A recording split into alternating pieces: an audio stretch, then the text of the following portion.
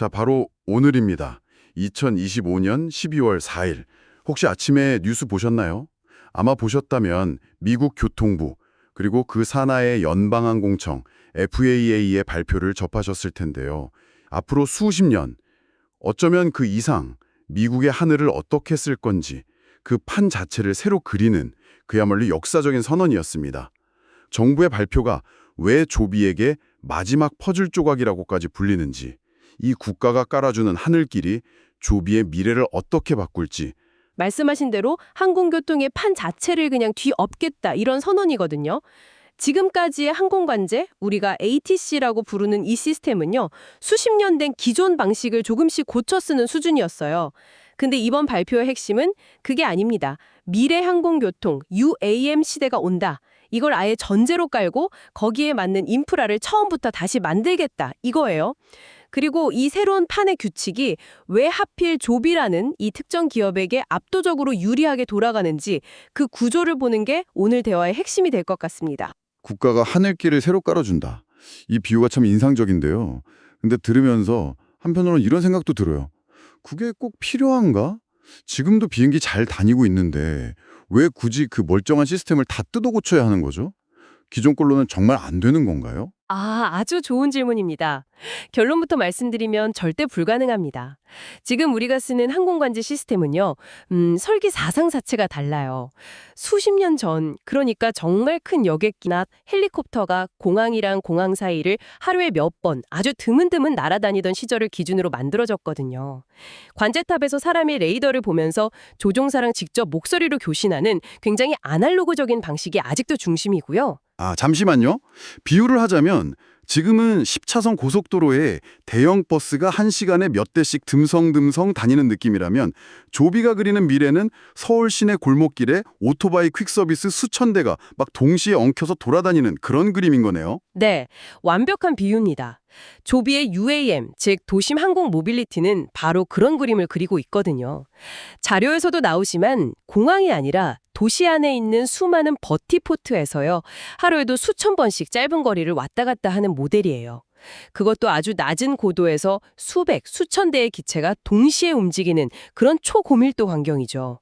이걸 기존 방식대로 관제사가 일일이 조비 1, 2, 3편 고도 유지하세요 이렇게 말로 한다고 한번 상상해 보세요. 와, 생각만 해도 아찔한데요. 관제탑은 바로 마비될 거고 사고 위험도 엄청나겠네요. 바로 그겁니다. 불가능해요.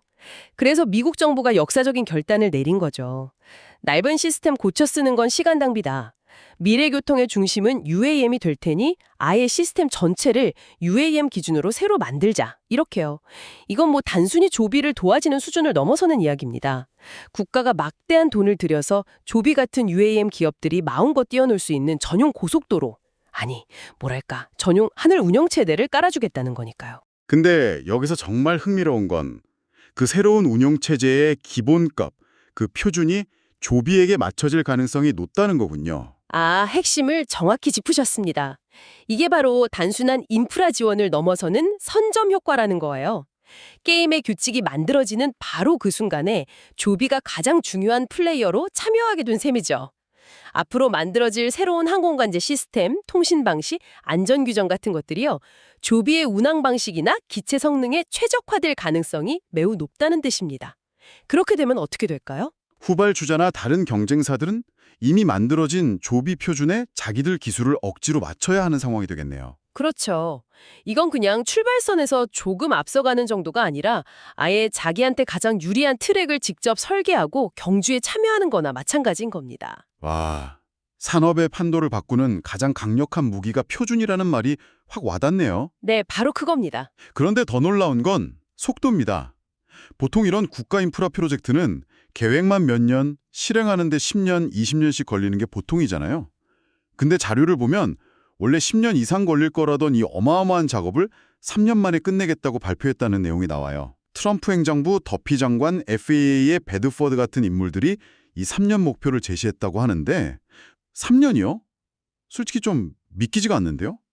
이런 국가 프로젝트가 제 시간에 끝나는 걸 거의 본 적이 없는데 이거 그냥 선거용 정치적 구호 아닐까요? 실제로 지켜질 거라고 보십니까? 네, 아주 현실적인 의문입니다. 실제로 3년 만에 100% 완벽하게 끝날 것이냐? 거기에 대해서는 의견이 갈릴 수 있죠. 하지만 여기서 중요한 건요.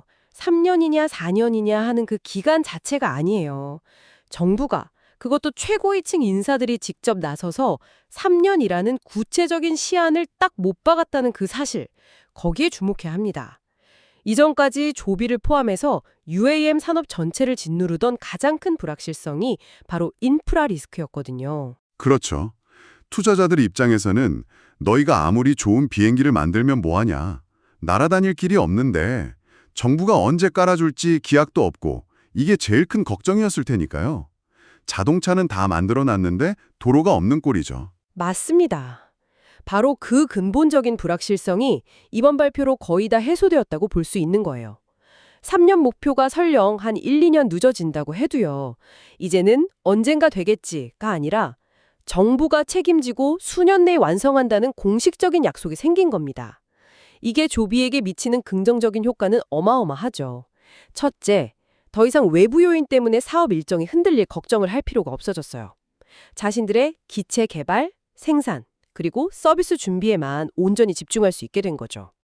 그러니까 3년이냐 4년이냐 그 숫자 자체가 중요한 게 아니라 국가가 어쨌든 책임지고 끝낸다는 그 약속 자체가 핵심이라는 거군요. 그리고 둘째는 역시 시장의 신뢰도겠네요. 정부가 공식적으로 약속을 해주니까 조비가 그동안 제시해온 사업 로드맵에 대한 시장의 신뢰도가 그야말로 수직 상승하는 효과가 있겠어요? 정확합니다.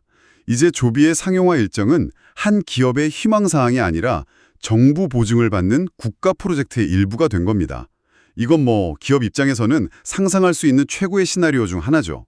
불확실성이라는 가장 큰 리스크가 제거된 거니까요. 자료를 보니까 전국의 통신망을 광섬유랑 위성 기반으로 싹 바꾸고 저고도 감시를 위한 새로운 레이더를 촘촘히 설치하고 모든 걸 통합 관리하는 디지털 지휘센터까지 이건 그야말로 국가 시스템을 갈아엎는 수준의 대규모 프로젝트네요. 네, 차세대 음속 및 데이터 시스템까지 전면 교체하는 말 그대로 항공 관제 시스템의 세대 교체라고 보시면 됩니다. 알겠습니다.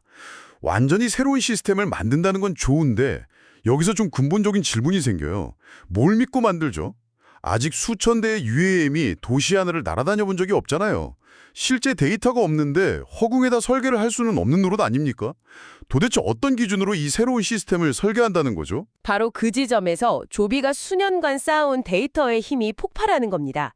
말씀하신 대로 새로운 시스템은 당연히 기존 항공기가 아니라 저고도에서 고밀도로 운항하는 UAM에 최적화되어야 하죠. 그런데 현재 UAM 실증 데이터를 가장 많이 그리고 가장 깊이 있게 가진 기업이 어딜까요? 단연 조비겠죠? FAA랑 가장 오랫동안 가장 긴밀하게 협력해온 파트너고요. 나사랑 같이 수반의 UAM 시뮬레이션도 진행했고 무엇보다 가장 결정적인 건 미국 국방부란 실제 운항 테스트를 하면서 쌓은 그 실증 데이터일 겁니다. 이건 시뮬레이션 데이터랑은 차원이 다른 거니까요. 그렇습니다.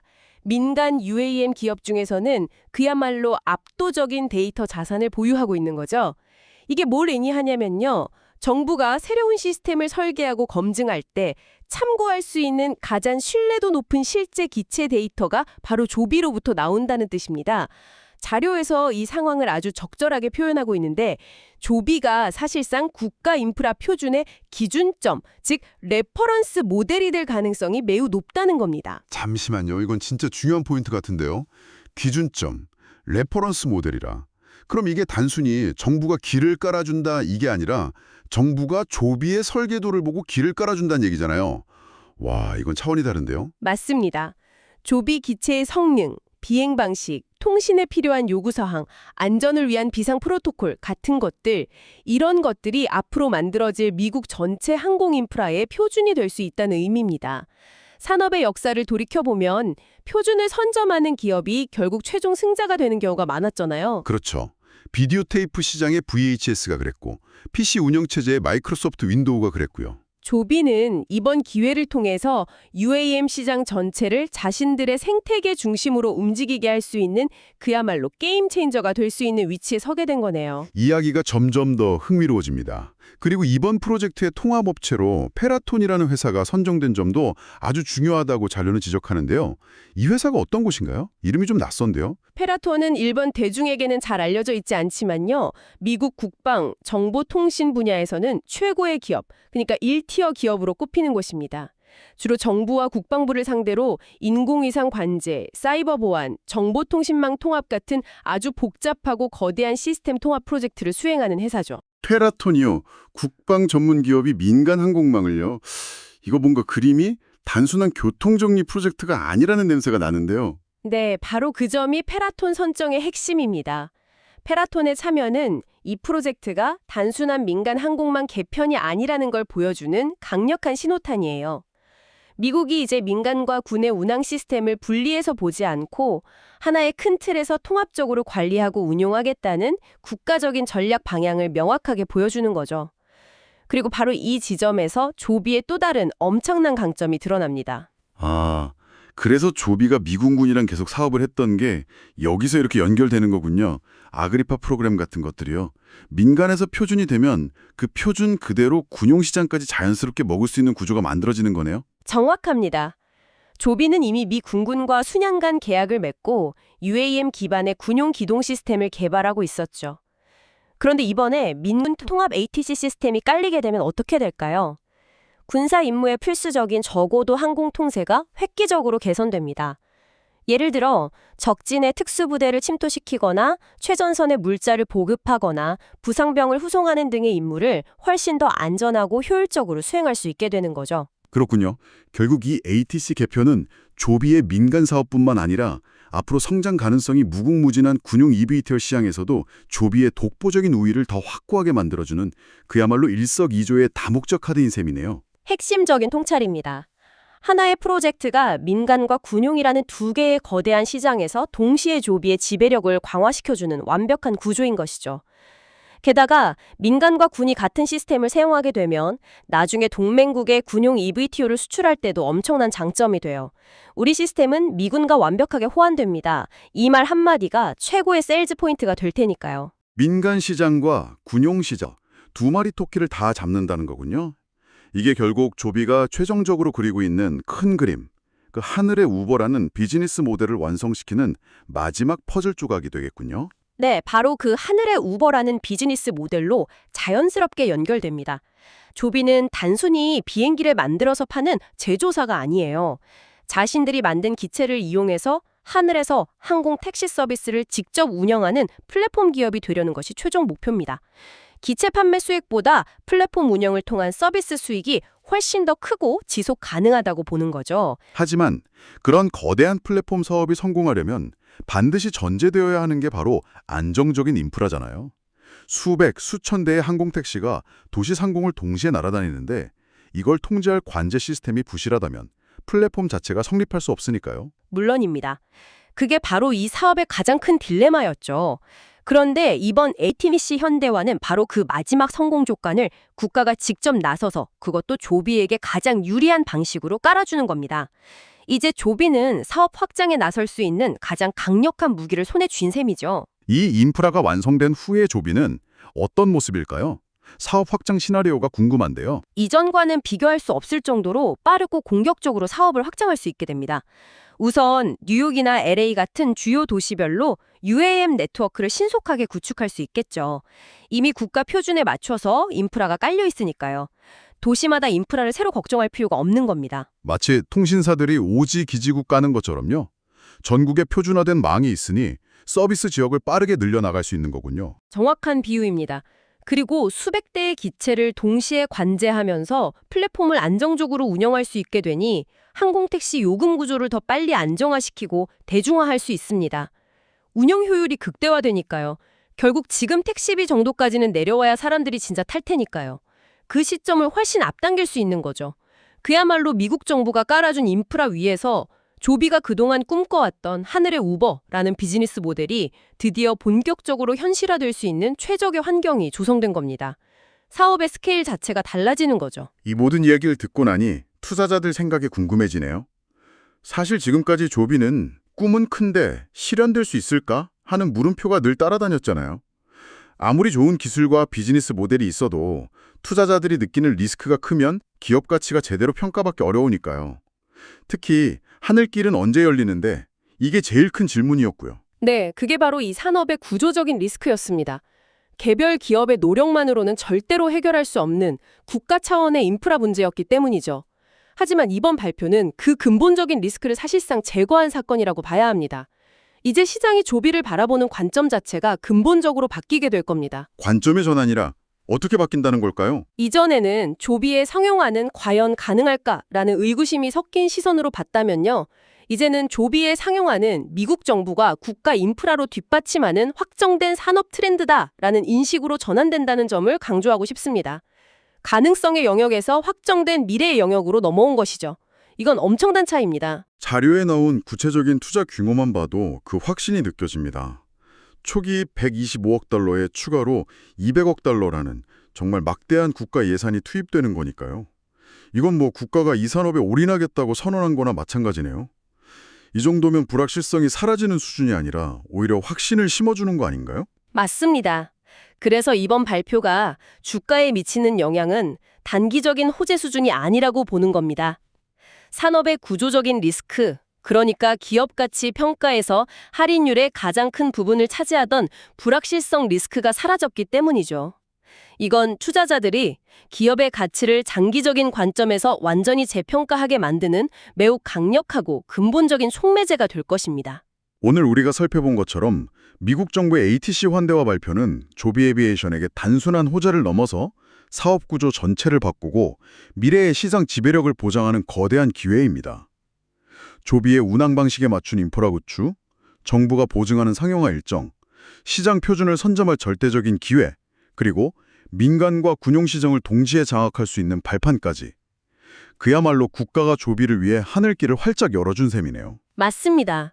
오늘 분석은 조비가 어떻게 거대한 순풍을 타게 되었는지에 초점을 맞췄습니다. 만약 조비의 기술과 운항 방식이 미국의 국가 표준이 된다면 이는 글로벌 UAM 시장에 어떤 영향을 미치게 될까요? 유럽의 볼로콥터나 릴리움 혹은 아시아의 경쟁 기업들이 세계 최대 시장인 미국에 진출하기 위해서는 결국 조비의 표준을 따라야만 하는 상황이 올 수도 있을까요? 어쩌면 우리는 지금 한 기업의 성공 스토리를 넘어 미래 하늘의 교통 규칙과 질서를 둘러싼 새로운 글로벌 표준 전쟁의 서막을 보고 있는지도 모릅니다.